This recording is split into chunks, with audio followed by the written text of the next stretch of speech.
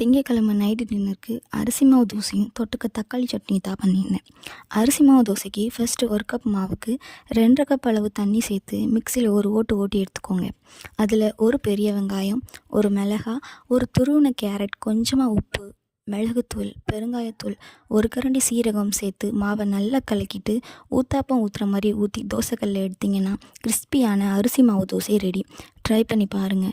Try பண்ணி பார்த்துட்டு எப்படி இருக்குன்னு கீழே கமெண்டில் ஷேர் பண்ணுங்கள். இது கூட தொட்டுக்க தக்காளி சட்னி தான் பண்ணியிருந்தேன். டேஸ்ட் ரொம்ப நல்லா இருந்துச்சு. இப்போ தான் first time YouTube channel start பண்ணியிருக்கேன். ஸோ உங்கள் லவ் அண்ட் சப்போர்ட் எனக்கு கொடுங்க. எதுவும் சேஞ்ச் பண்ணணுன்னு உங்களுக்கு தோணுச்சுன்னா கீழே கமெண்ட் பண்ணுங்கள். ரொம்ப நாளாக யோசித்து யூடியூப் சேனல் ஸ்டார்ட் பண்ணலாமா வேணாமான்னு யோசித்து இப்போ ஸ்டார்ட் பண்ணியிருக்கேன். நீங்கள் எத்தனை பேர் என்ன மாதிரி ரொம்ப நாளாக யோசிச்சுட்டு இருக்கீங்கன்னு கீழே கமெண்ட் பண்ணுங்கள். நானும் தெரிஞ்சுக்கிறேன். என்ன மாதிரியே நீங்களும் ஒரு ஹவுஸ் ஒய்ஃபாக இருந்தீங்கன்னா என்னோடய சேனலுக்கு லைக் அண்ட் சப்ஸ்கிரைப்